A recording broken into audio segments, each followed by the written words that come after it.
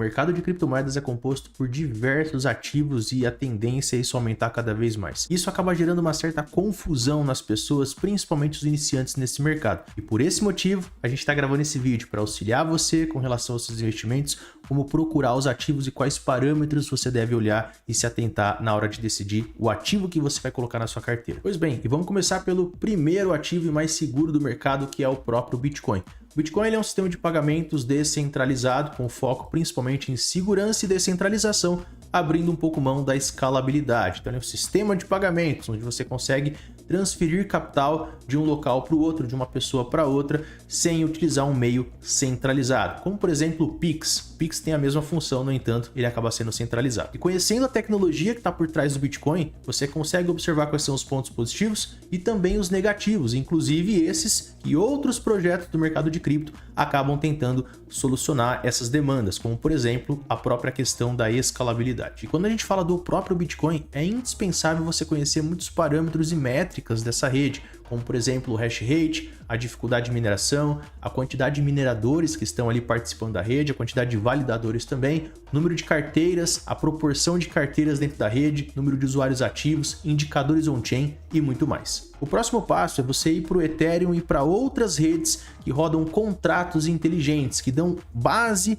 para toda a infraestrutura de aplicações do mercado de criptomoedas. Contratos inteligentes, coloca isso na sua cabeça. E aqui a gente pode citar principalmente o Ethereum e a Solana, e tem outras redes aqui também, como por exemplo o Toncoin, você tem a Near, outros protocolos que não estão aqui, como Polkadot, Cosmos, Polygon, entre outros projetos que a gente tem toda essa estrutura. E aí aqui dentro, a grande sacada é você olhar esses protocolos em como um todo e fazer uma análise fundamentalista aqui dentro também. Analisar a questão do TVL, que é a quantidade de capital que está dentro ali daquela determinada rede, o desenvolvimento, se ele está ativo ou não, o número de usuários e principalmente se são usuários ativos, a receita que esses protocolos geram, o volume de negociações ali dentro, a quantidade de taxas arrecadadas, são taxas altas, são taxas baixas, a quantidade de projetos e também a dinâmica de incentivos, ou seja, a capacidade que esse protocolo, que essa rede tem de atrair demanda para dentro desse ecossistema utilizando dinâmicas de airdrops, projetos ali oferecendo bons APY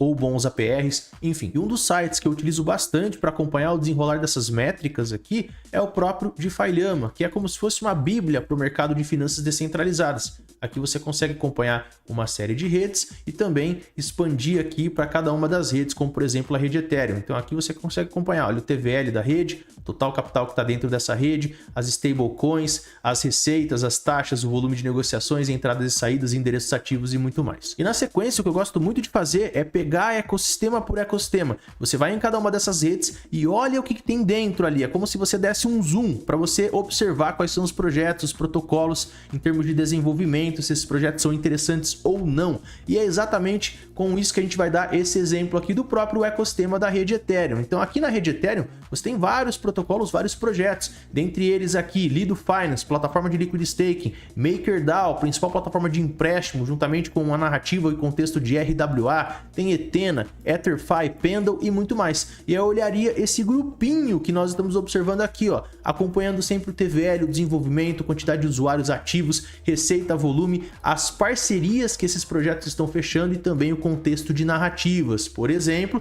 nós temos aqui a Lido Finance. Qual que é a narrativa dela? Liquid staking, staking líquido dentro do ecossistema do Ethereum. Isso aqui tem muita utilidade. E aí você olha aqui dentro, né? São vários projetos e protocolos. No próprio DeFi Llama você pode acompanhar esses projetos. Ó. São vários projetos que a gente tem que estar de olho aqui com toda certeza. Como próximo tópico, eu citaria a questão das narrativas. Procurar no mercado quais são as principais narrativas, as narrativas mais quentes, ou seja, as categorias que subdividem os grandes ativos do mercado de criptomoedas. E aqui eu olharia algumas delas, não são todas que eu estou mapeando aqui, mas as principais eu acredito. Narrativas de interoperabilidade, você ter cadeias cruzadas, interoperabilidade entre as blockchains, entre as infraestruturas básicas do mercado, a questão de inteligência artificial, que é uma narrativa muito especulativa na minha opinião, mas todo mundo conhece o que é inteligência artificial, isso pode gerar potenciais especulações fortes em cima dessa narrativa. DePIN, que são as principais redes de infraestrutura física e descentralizada, Real World Assets, games, meme coins, e aí eu focaria nisso aqui, pessoal. Foco nos principais projetos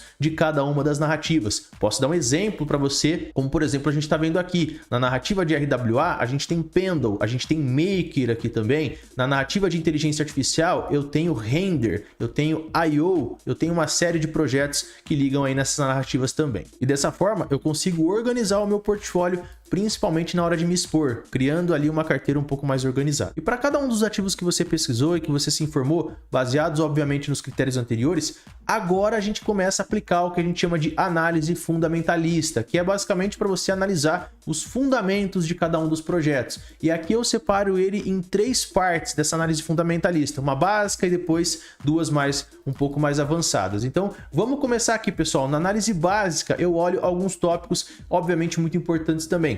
Primeiro, a relação entre problema e solução. Todo projeto, óbvio, né? Você não teria um projeto se não tivesse um problema. E o projeto é a solução. Então, que tipo de problema esse projeto resolve? É uma pergunta cuja resposta tem que estar muito clara. O projeto tem que ser a solução de um determinado problema aí do mercado de cripto. Depois eu olharia o roadmap. O que é o roadmap? O roteiro daquele projeto, possíveis atualizações lá na frente, lá no futuro. A questão de redes sociais, quanto mais engajadas aqui, obviamente, melhor. A equipe que está por trás do projeto, são pessoas renomadas aí no mercado.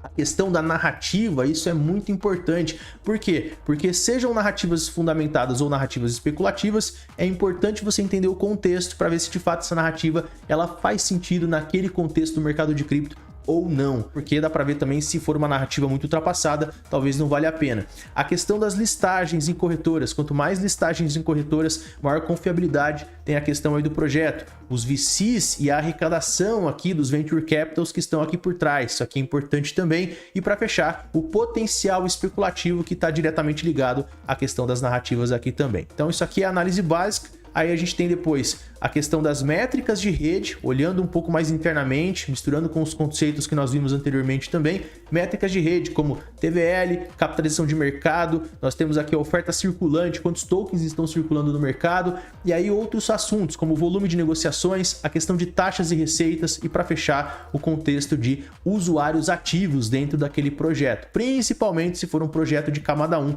um projeto da infraestrutura básica aí do mercado. E para fechar, a última parte que eu gosto bastante de analisar também é com relação ao token que você está comprando. O token, o ativo, seja uma criptomoeda ou mesmo um token, aqui tem uma certa diferença, mas não vamos entrar em detalhes aqui. Aí eu analisaria o que, pessoal? Eu analisaria a questão da utilidade, para que serve esse token dentro daquele ecossistema, daquele contexto. Ele é um token só de governança ou ele tem uma utilidade mais interessante? É bem legal você observar isso também, porque pode gerar uma certa demanda, né, dependendo da utilidade do token. O tokenomics, que é a distribuição dos tokens, como é que ficou a distribuição inicial ali daquele projeto, se tem muito token na mão da equipe, se tem muito token na mão de Venture Capital, ou se vão ter muitos tokens dados como incentivo para as comunidades, tem que tomar cuidado com o despejo nesse contexto, isso é certamente muito importante, tá? E o último tópico, e não menos importante, é a questão do contrato de vesting, como é que vai ser a liberação desses tokens ao decorrer do tempo. O que é liberação? Vulgo inflação. Esse token é inflacionário ou ele não é inflacionário? Isso é muito importante, principalmente pensando lá na frente. Se você tem um token hoje, cuja liberação vai ser daqui a 2, 3, 5, 10 meses, você já tem que estar ligado, né? E já pensando em tomar decisões, principalmente quando essa liberação ela chegar, tá certo? Então são tópicos importantes aqui com relação a essa análise fundamentalista. E como exemplo, a gente traz alguns dados aqui da própria Lido Finance, que é a principal plataforma de liquid staking do ecossistema da Ethereum. Nós temos aqui, ó, um TVL de 32 bilhões de dólares, tem muita taxa, muita receita sendo gerada, conforme a gente está vendo nesses indicativos aqui. Ela tem um tesouro, um treasury ali, que é uma reserva da própria comunidade, do próprio projeto, e você vê que ao decorrer do tempo esse TVL ele aumentou gradativamente. Então isso aqui é um bom sinal de que as pessoas estão utilizando, estão gerando taxas, o protocolo está acumulando receitas também. É bem interessante. Você pode olhar também a questão da arrecadação, ó, são vários VCs, Venture Capitals, investindo ali cerca de 25 milhões, depois 70 milhões, depois 73 milhões, isso aqui dá mais de 150 milhões de dólares aí aproximadamente de capital investido. E tem grandes VCs aqui também, como a Dragonfly, a 16Z Crypto, tem a Paradigm, entre outros grandes VCs que você vai encontrar aqui também. Em termos de valor de mercado, nós temos várias informações, ele está custando hoje $1,60 aproximadamente. Nós temos um cap de 1,4 bi, daqui eu posso ter uma noção de assimetria de mercado, também eu posso saber várias informações, como o fornecimento total é de 1 bilhão de tokens e tem cerca de 89% aproximadamente de tokens já circulando no mercado, ou seja, não é um cara que é tão inflacionário. Então tudo isso a gente consegue obter com os dados da nossa análise fundamentalista. E aí, engenheiro, tá curtindo o conteúdo? Deixa o like aí pra gente, se inscreve, compartilha, ajuda nós aí também. E para fechar essa análise com chave de ouro, nós vamos para a questão da análise gráfica, feita análise fundamentalista. Agora eu tô pensando em comprar o token. Para comprar o token eu preciso entender de gráfico. Eu não consigo entender como alguém compra alguma coisa sem entender da análise técnica, da análise gráfica, que é exatamente o feeling que eu quero passar para vocês agora. Fazer uma boa análise gráfica vai te dar os melhores pontos de entrada em um determinado criptoativo, como por exemplo a própria Lido Finance, que atualmente, hoje é dia 31/7, que eu tô gravando esse vídeo aqui de 2024, a Lido Finance nesse exato momento tá passando aqui por uma cunha descendente, ó, você tem um padrão que vai apertando, cuja maior probabilidade a gente tem um rompimento para cima nesse padrão. E aí você tem uma noção gráfica, uma noção técnica de quais serão os melhores momentos, com auxílio aqui de padrões gráficos, com auxílio de médias, com auxílio do volume, a força relativa, entre outros indicadores também, você vai ter uma melhor parametrização para ver se você vai ou não comprar aquele ativo naquele determinado momento. E é claro que na nossa comunidade a gente auxilia isso direitinho para os amigos também, tanto na parte técnica, na análise técnica, análise gráfica, quanto na análise fundamentalista. Inclusive a gente tem uma lista de moedas queridinhas que a gente está de olho para esse ciclo. Considera-se fazer parte da nossa comunidade. E é isso, pessoal. No vídeo de hoje a gente fica por aqui. Obrigadão pela atenção. Um abraço, fiquem todos com Deus. Na humildade, para cima deles e tamo junto.